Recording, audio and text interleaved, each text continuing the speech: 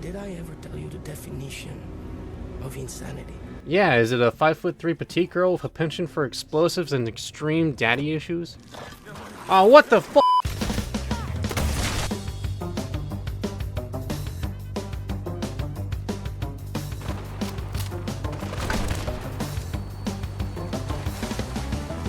Arcane is one of the best shows I've seen in a long time, and with the arrival of the second and final season, I thought it would be a good idea to see if I can beat Fallout 4 as Jinx. I got this idea from one of my other comments on one of my other challenge videos. Thank you for the idea, Nikolai. Now, trying to beat the game as Jinx comes with some interesting problems, namely her proclivity for using explosives. I'm not what you would call good with explosives.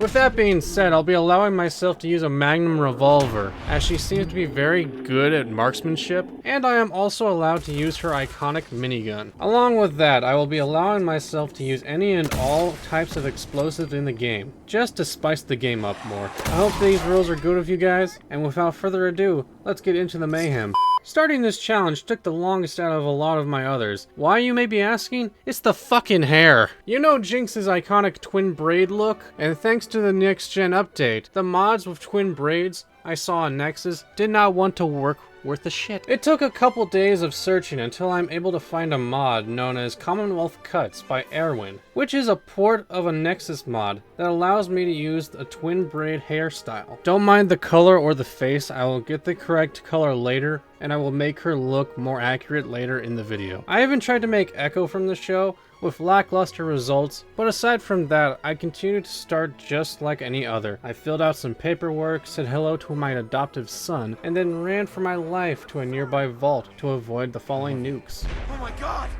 I got frozen. Echo couldn't dodge a 44 round at point blank range, and when I was unfrozen, I swear vengeance on the man who killed Echo. Getting out of the vault was nothing new. However, I did find a box spinning around like a tornado. Aside from the haunted box, I grabbed the Pip-Boy. As I was waiting for the door, I wanted to ask if you guys would be against me making a save at the end of Vault 101 so I can skip the start of the game, which would allow me to save some time. Let me know in the comments. I was finally able to escape the vault and immediately made my way to Sanctuary, where I set up a chemistry station where I can access the second mod of this run, Grease Rat Garbs by Tenuvia, a mod that adds a bunch of different outfits to the game. I grabbed this mod so I can get a more lore accurate outfit for Jinx. The closest outfit in the main game to her outfit would probably be the harness. However, I thought it was a bit too generic and decided on a different outfit. As I looked through the outfits in the mod, the one I was looking for required, ironically, a harness to craft. With that known, I grabbed the random frag grenades from a mailbox and paid a quick visit to the raiders in Concord. After a nice multi-kill with the grenade and a Molotov to the face of a poor raider, I was able to grab a harness and made my way back to Sanctuary to craft the tanker outfit. I liked the way the tanker looked, however it was a bit too revealing for my taste, and so I grabbed a grenade vest as well and added it on top. Now this looks like a nuclear apocalyptic version of something that Jinx would wear. With our look figured out, I can finally work on our weaponry, and I know exactly where I can find a weapon to use. I made my way to the museum where the Minutemen are holed up. I grabbed the fusion core and then sprinted by all the raiders so I could get to where the power armor was located. I entered the power armor and ripped the nearby minigun off its mount. Exiting the power armor, I made my way back into the museum and proceeded to introduce them to high-speed death, ripping through them like tissue paper until a lucky raider was able to take me out, because even though my outfit looked fabulous, it didn't help much in the way of damage resistance. Trying again, I was more careful while taking out the raiders, until I'm able to talk to Preston and left to take out the remaining raiders. After a second, I said fuck it and hopped back into the power armor and jumped down to confront the raiders. I ripped through them until something very large and scaly joined the fight, and I tried my best to fight off the beast. However, it was super tanky, and while I was trying to reload my minigun, the Deathclaw staggers me before ultimately killing me. My second time through, I dealt with the raiders before the Deathclaw spawned, but when it did, an insane raider ran in front of the Deathclaw like he was protecting the fucking president. He didn't last long. I was able to tear through the Deathclaw's thick hide and took cover in a nearby building when my health sank low. But that didn't stop me from whittling down the rest of the Deathclaw's health until it fell dead. Feeling the high of victory, I reported to Preston, telling them to come to Sanctuary. When I left the museum, I stumbled across a dead raider wearing another grease rat outfit, and it was a rather interesting piece of clothing.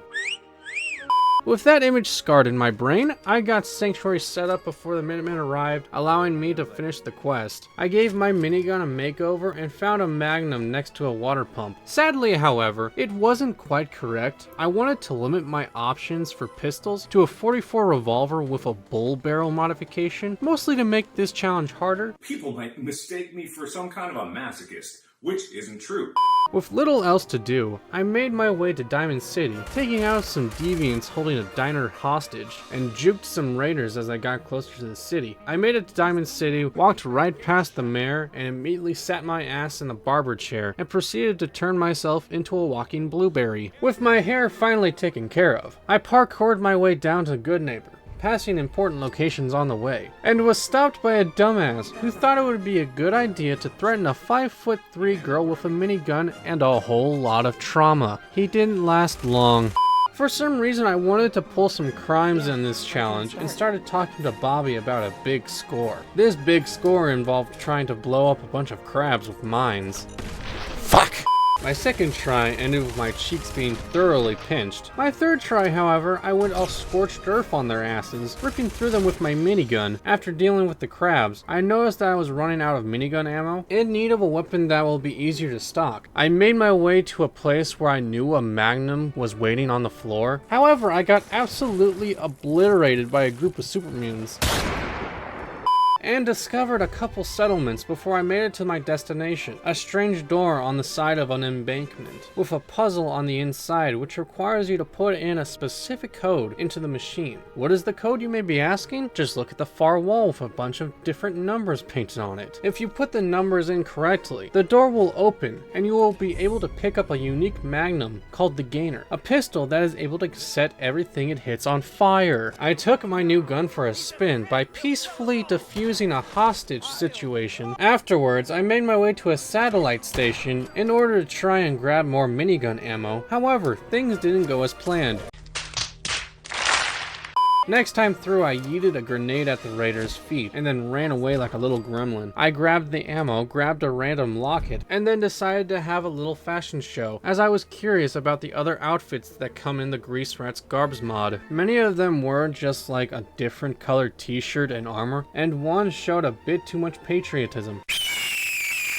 After my little fashion show, I made my way to Diamond City to meet up with Bobbi No-Nos about her big dig. She tells me to go break out one of her accomplices. However, I am not super charismatic. I am insane, but that's a different story. I decided to steal the cell key from a desk, and for some reason, I thought I could just unlock the door with zero consequences. Shit. My next try, the guard must have pitied me because I was able to persuade him to let Mel out early. I talked with Mel once we got out, before meeting up with Bobbi in the underground tunnels. My supplies of ammo and explosives were so limited, I was not able to do much at all, trying to place mines in spots where they would be best utilized, but Bobbi was the one that did most of the damage due to her submachine gun. There was a point when I uncovered a passage and tagged a goddamn Mirelurk King on the other side. I noped the fuck out of there, but it chased me down like a dog, killing me in one shot. I hate being embarrassed, so I proceeded to unload my explosive payload into the small chamber where the king resided. Grenades and Molotovs whittled the beast down to a point that I was able to shred through the rest with my minigun,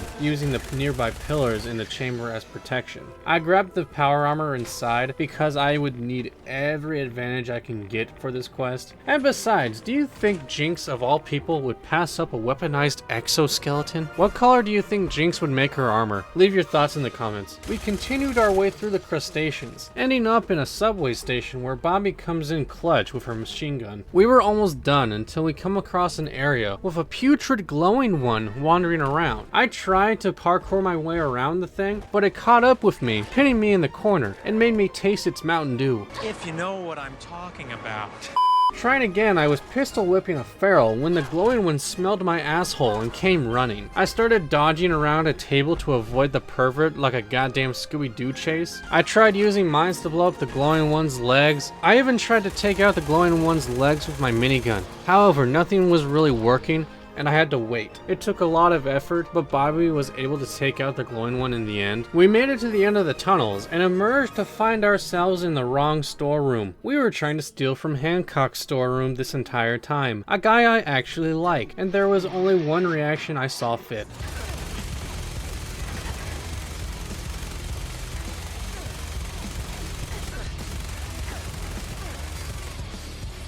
Now that Bobbi No Life was dealt with, Fahrenheit gifted me with the reason for wanting to do this quest. A minigun that sets everything it hits on fire, just like the Gainer. I returned to Good Neighbor to complete the quest. I then made my way to Sanctuary for some rest and relaxation. No! I'm getting too old for this shit. When I woke up the next day, I decided I needed to make a change and set up a totally legitimate surgical center in a random living room. I even gave the surgeon a lab coat, so you know they're qualified. I definitely didn't just pluck them off the street. I didn't change much about my appearance except for removing a lip outline and then made the freckles lighter, but I think it looks a whole lot better than before. Needing more ammo for my minigun, I thought it would be a good idea to try and manufacture my own, and with the low price of fertilizer and steel, I am able to make my own ammo. Now all I need are more presses, and like every Minecraft YouTuber, I did some grinding. Why is this so satisfying to watch? When all the presses are finished, I have well over 1,000 rounds of ammunition, which in the grand scheme of a minigun is fucking nothing. I made my way to Park Street Station and ripped my way through the triggermen at the entrance of the station. However, as I was destroying these idiots, something didn't quite feel right. It felt wrong to rip and tear my way through the world on my own. I needed someone to share this joy with, and I knew the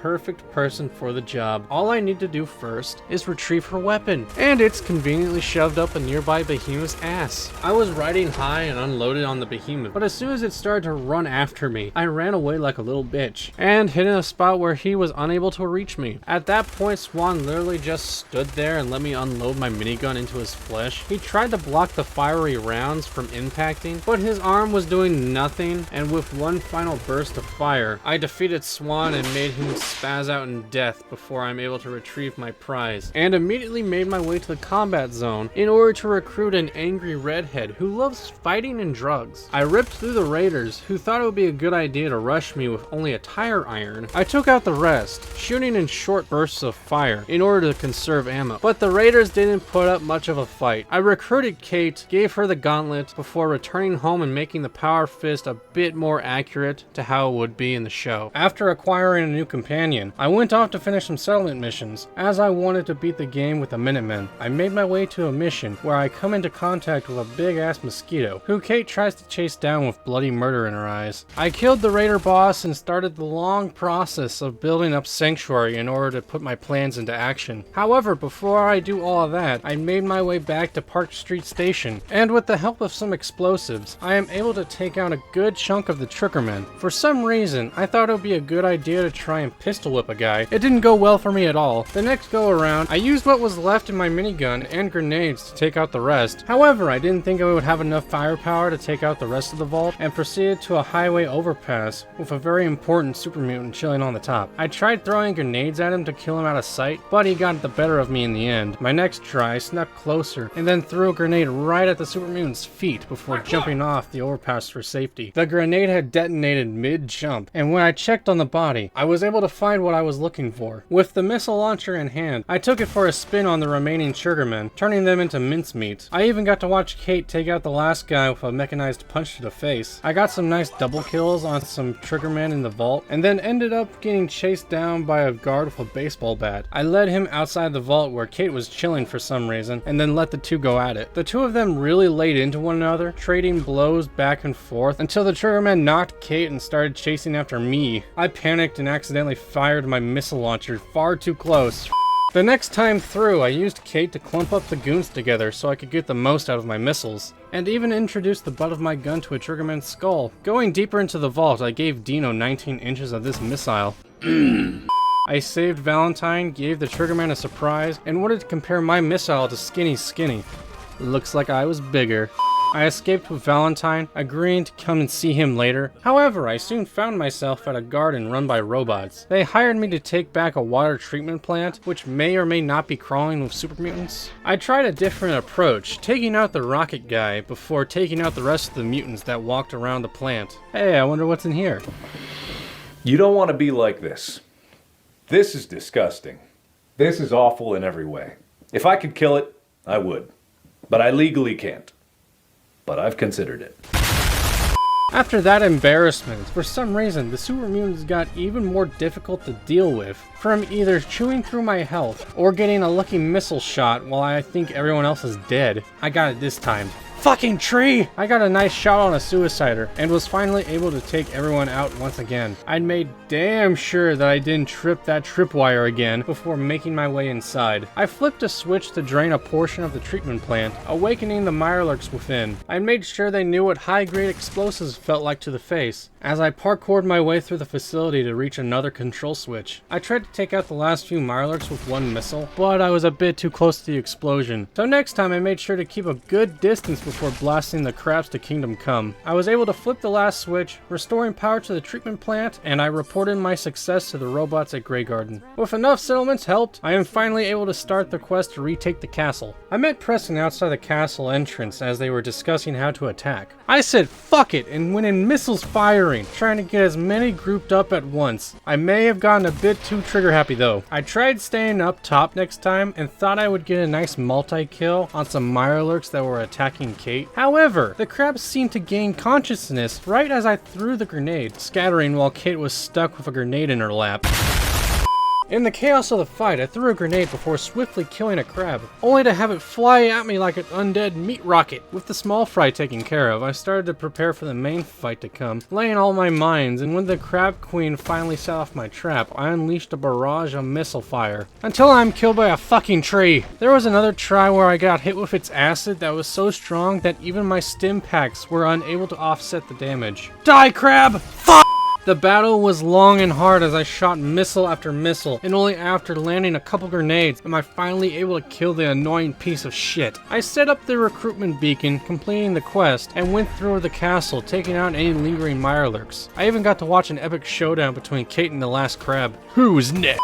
With the castle liberated, I upgraded my arsenal, increasing my launcher capacity to 3, and gave it a nice makeover. My armory has been having an ammo problem for some time now, and since I allowed for all types of explosives to be viable for this challenge, I thought I might pay my good friend Suggs a quick visit. A vendor that I got to know well in my makeshift weapons only video. Go check that out. And is the reason I'll be getting an incredible weapon. I started Suggs' quick quest and somehow ended up firing missiles on a crater filled with feral ghouls. I wanted to save some missiles and used grenades to finish off the downed glowing one. Making it to my destination, I yeeted a grenade through the window into the raider outpost like an absolute pro. Once I made it inside the building, I am able to destroy a whole group of raiders with only one missile, and did the same thing to the guys guarding the quest items. I was able to acquire a pipe grenade launcher from the stash of makeshift weapons. However, that wasn't what I was looking for. I was making my way back to Suggs when the sound of a piggy bank explosion filled the air, which meant a bomb either went off nearby or the triggermen killed themselves with it. I made it to where the triggermen were stationed and easily got the answer to my question. They had killed themselves with their own explosives. How stupid can they be? I dealt with the last triggerman holding Suggs hostage and made sure one of them knew what the bottom of my minigun barrel looked like. With that taken care of, Suggs awarded me with a Chinese grenade launcher, which will easily be my main weapon for the rest of the challenge. I grabbed some more ammo from Suggs and finally made my way to Valentine's agency in order to find the bastard who stole my son. Since I had Cait in tow, I tried to steal from the mayor's safe. Even though her trying to unlock the safe looked like she was trying to fix up the TV, I was able to steal the key to Kellogg's house. We infiltrated his Diddy dungeon, and I used my favorite little mutt to get the bastard sent. Thankfully, I knew where Kellogg's compound was, and fast traveled there in order to save time. I waited for Dogmeat to show up, and then started my assault on the building. I shot the sun and lived.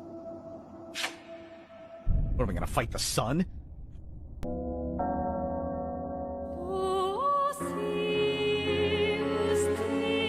before making my way inside and bombarding the synth with my brand new grenade launcher. I thought it would be a good idea to fire a missile at point blank range while in VATS. It actually worked. Sadly, I was killed soon afterwards. The rest of the synths didn't put up much of a fight as I blasted my way through them, with nearly all of my deaths coming from myself. That didn't stop me from showing rockets where the sun don't shine. I found something just right for Kellogg, and my brain short-circuited for a second. I aimed right for Kellogg's frosted flakes before introducing him to the fucking sun. I stole all of his shit, downloaded his search history, and then took the longest elevator ride of all time. We'll see about that. I made my way back to the castle where I found a random Mirelurk still roaming around the grounds. I named him Greg. Anyway, I met up with Ronnie Shaw, who takes me on a journey through the bowels of the castle to destroy a sentry bot that was guarding the castle's armory. We made it to the armory and grabbed the artillery plants. Did you know there's a nuka grenade on top of these shelves? I set up the sweet artillery and tested it out on those filthy fucking cars over there. With the ability to rain death from above acquired, I focused on building up the castle. I made a trip to Sanctuary to speak with Preston, only for something in the background to catch my eye. A man walking by with a fucking teapot on his head. Anyway, I focused back on what I was doing, sending the settlers from Sanctuary to the castle in order to bolster our defenses. I also started building heavy turrets all around the grounds because I knew what I was planning and I will need all the help I can get. I even started to stock up on every single throwable explosive I could find, especially mines. Knowing I would need money for all this building, I started to turn Sanctuary into a water farm. For the remainder of this run, I will be slowly building up this farm. I won't be talking about every little part I did to accomplish this. I don't want to waste your time, and it also sounds extremely tedious. While I was working, the brains I took from Kellogg were beginning to smell, and I took them to Valentine to further the main quest line. We took the brains to Dr. Amari. I tracked Mud into Kellogg's memories, and emerged knowing exactly where to go. I thought I could make even more money by selling drugs. However, there's been talk of a bigger drug operation within Boston. I was even able to learn about one of their drug deals. I shoved a rocket up a rich guy's ass. Don't worry, he's rich. He's used to having a stick up his ass. I stole the entire stash of drugs from the crates, getting the largest haul of chems you can find in the game. There were so many, Cait thought she could tickle more drugs out of the crate. Cait, I don't think there's any more drugs in there.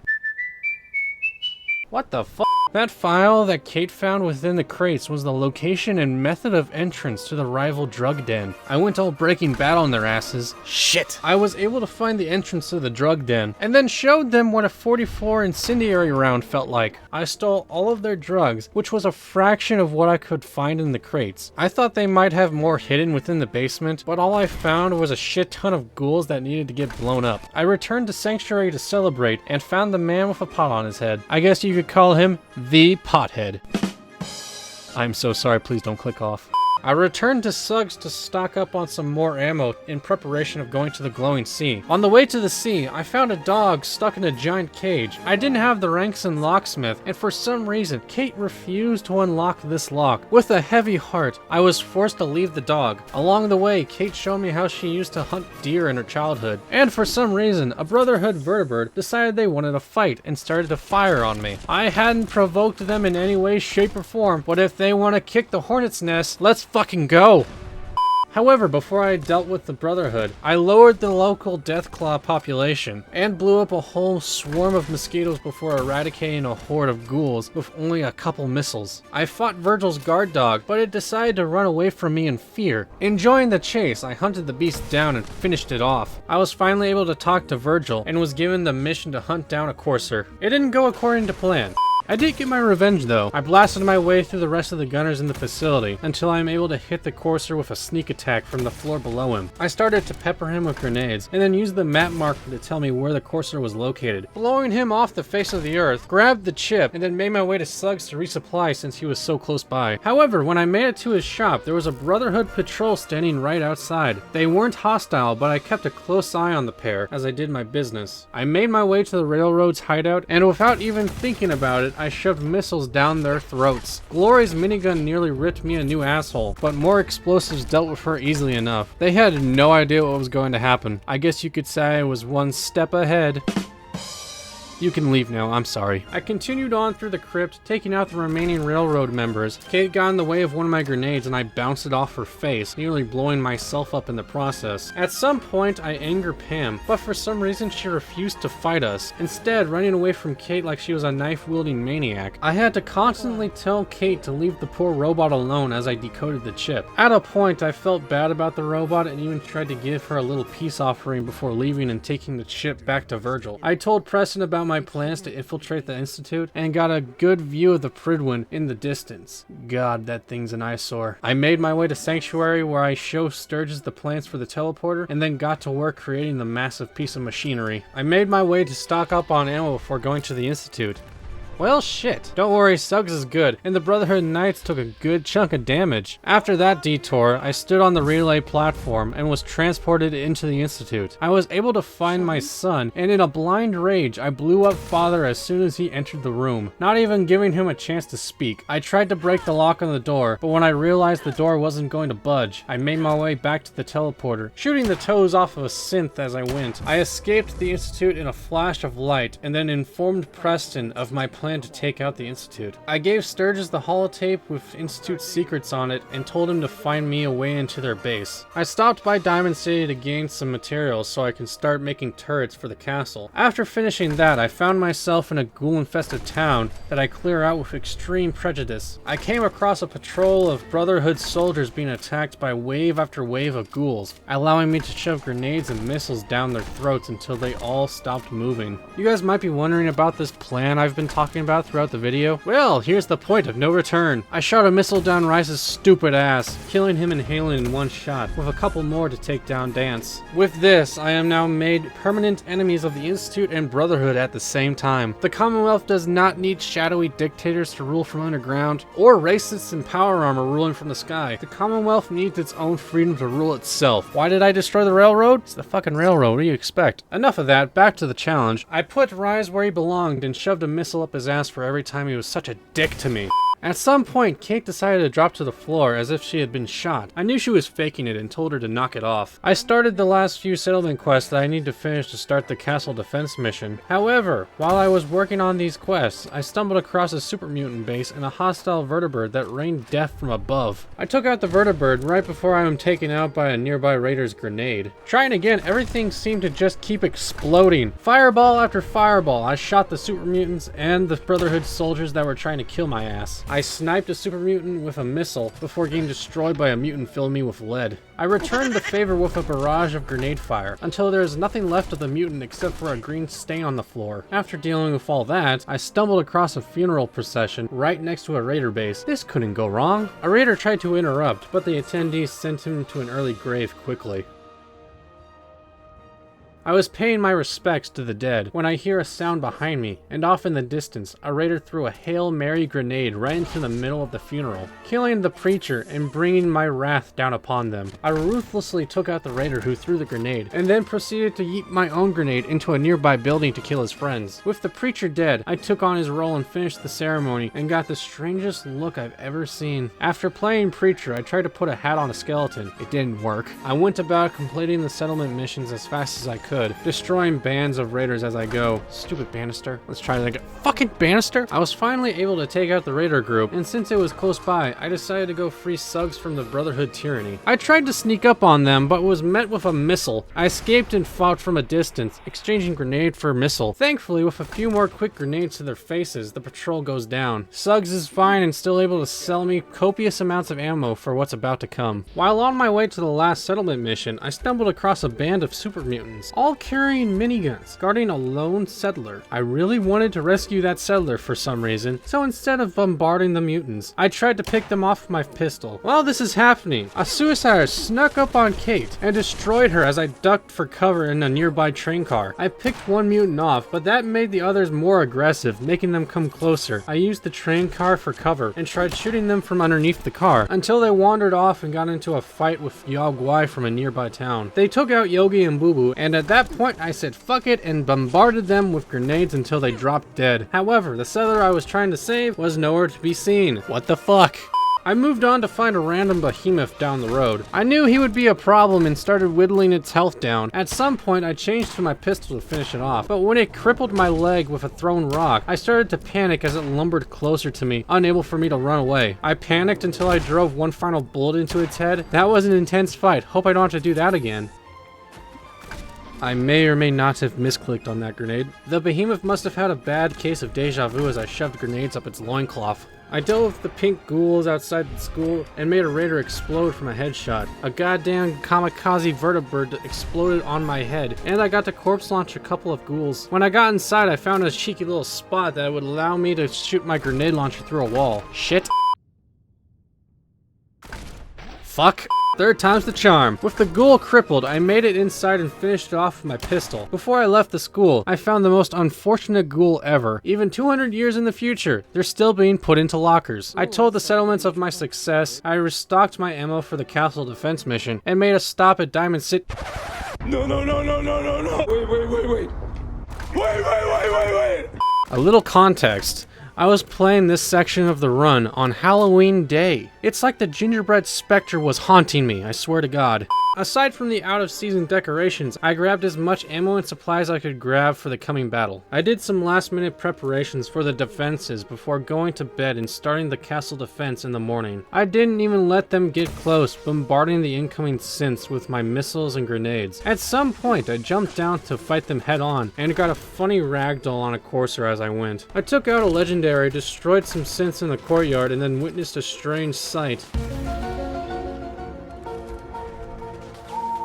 I didn't know the Institute could use magic. Thankfully, my turrets ripped through almost everyone with their explosive rounds. At one point, I was caught outside the walls and a courser somehow melted my health in a second. I was thankfully able to keep my health up and not die, but due to almost dying, I made sure the last soldier felt my grenades. We won so well, a courser even tried to escape. I chased that bitch down and with a lucky grenade, crippled his leg. I got a menacing shot of me walking behind the limping courser before laying a mine in his path and enjoying the show of him triggering it. I talked with Ronnie Shaw to complete the quest. I told Preston to gather our forces, and I made one more stop at Suggs to restock. I went to Sanctuary to sleep and woke up to Mama Murphy's ass in my face. While I was minding my own business, Marcy Long gave me some attitude. I walked right up to her and stared her in the eyes. You're lucky there's witnesses. I may have thrown a trash can at her. But aside from that, I learned about the entrance to the Institute from Sturgis. While I was upgrading my weapons, a vertibird came out of nowhere and got absolutely destroyed by my defenses. I gave my minigun a smaller barrel, made my tri-launcher into a quad launcher, and with everything ready, I made my way to the secret entrance. I got a sweet shot. I jumped into a sewer pipe and made my way through the sewers, stumbling across a whole shit ton of feral ghouls. I chewed my way through the ghouls and got a landmine shot out of my hand by a synth farther into the sewers. Don't worry, I made sure to embarrass that fucker. I am able to take over the teleporter and bring Preston and the Minutemen into the Institute to help. Don't get me wrong, I did not need their help, as I could just fire blindly and destroy anything in my path. However, they are very useful as meat shields. As I went through the bowels, I blew off a synth's legs, and then proceeded to send white-hot death into the remaining robots. It was so hectic that a Minuteman decided it would be a great idea to walk right in my line of fire, and I turned his head into a fine red paste. I finished off the synths, took out the dormant sentry bot to restock my minigun ammo, and then shot a missile up a guy's ass. I tried to make a pile of mines for the enemy guerrillas to walk into, however a synth had other plans. I may have blown myself up again, and then was able to do my landmine plan again, taking out the guerrillas easily. We burst into the atrium area with my minigun on full blast, destroying anything that tried to get close. He's just standing there, menacingly. With the remaining synths taken care of, I paid a visit to Father, who was showing his dominance to me. Uncomfortable, I left him to his business, shut down the defenses, and went back to destroying the synths. I even used some cryo grenades to make this even more interesting, took out some hallway guards, and even played some peekaboo with a synth. I took out the remaining defenses, made it to the reactor room, and immediately let loose with all of my explosives. I have bombarded the synths and scientists with my grenades, nearly getting my legs blown off in the process. At one point I saved myself from imminent death by turning on VATS right before a missile exploded. And I was able to return fire on the synth much faster than he could shoot. I got to watch Preston get his shit rocked by a robotic stump. I attached the bomb, got teleported out, and found Sturgis in the strangest situation. Oh yeah, right there. Thank you. After my back massage, I was unable to talk with Sturgis, and if I can't talk to him, then I couldn't beat the game. Sean, what have you been searching? I found that if I downed Sturgis, then he would revert back to normal, allowing me to finish the quest, teleporting me to the mass fusion building, where I pressed the switch and basked in the bright glow of nuclear explosion. Watching the Institute go up in flames, I proved that yes, you can beat Fallout 4 as... Wait. You think we're done? Look how much time we have in this video. There's still a blimp to destroy, guys. Let's go do it. After the Institute's destruction, I found Preston at the castle, and he tells me that we need to take out the Brotherhood of Steel. Starting the With Our Powers Combined quest, this quest requires me to build mortars in 5 different settlements, and then all fire simultaneously to take out the Pridwin's defenses. However, I needed supplies and made it to Diamond City, only to find Danny Sullivan bleeding out in the entrance. The mayor is a synth, and shot Danny after the Institute was destroyed. I rode up to the mayor's office, where Piper is trying to kick down the door. She says she can't open it, but then she phases through the door like Kitty Pryde. I hit an override button underneath the secretary's desk, and then confronted the synth. I showed him what 44 rounds felt like when they destroyed his skull. After killing the mayor, I grabbed his headless corpse and threw it into the masses below to show them what their merit really was. Back to the quest at hand, I gathered enough materials for the artillery, but first I set up something very special for the Brotherhood's obvious counterattack. I set up the remaining 4 artillery that we needed, and for the 4th one, I put a very special individual in charge. With everything ready, I sent the order to all the artillery and watched as the Pridwin erupted into a massive fireball. However, as the Pridwin burned, vertibirds emerged from the smoke and made a beeline straight for the castle. I got my weapons ready just as my missile turrets blasted a vertibird out of the sky. They destroyed the vertibird so fast, I was more shocked than anything else, and prepared myself for the rest of the waves. I made sure I was participating in the rest of the defense, even though the missile launches were doing like 90% of the damage. No, please, have mercy! I even had fun with my minigun, even though it was basically just tickling the vertibirds. I got an awesome shot on a vertibird with my grenade launcher. One vertibird was trying to dodge the missile fire, and then tried to crush me as it fell from the sky. With the last vertibird, I lit it up with my minigun. My missile launchers had been broken by crashing vertibirds, leaving it up to us to take on the last one. We were able to bring the bird down, but the soldiers were able to disembark before crashing. I jumped down into the thick of the fighting and didn't stop until the last Brotherhood member was a stain on the floor. We completed the quest. I witnessed a man stuck in purgatory, forever stuck in the air. Now, with the Institute and Brotherhood destroyed, that leaves the Minutemen as the Commonwealth's best resort, proving yes, you can beat Fallout 4 as Jinx. You guys probably believe that this is the end of the video. However, I may have cleared out a settlement deep in the swamp, and I might have sent a particular person to this settlement. I think you know where this is going. I hope everyone enjoyed this challenge video. I wish I could have gotten it out in time for the start of the 2nd season of Arcane, but I didn't expect for the Ghostface video to take as long as it did. Nonetheless, I hope you guys enjoyed. I wanted to say thank you to Nikolai for their suggestion on the other challenge video. If you guys have any other challenge videos, please leave them in the comments below. With that being said, I hope you guys enjoyed. Leave a like, comment, subscribe. Love you guys. See ya.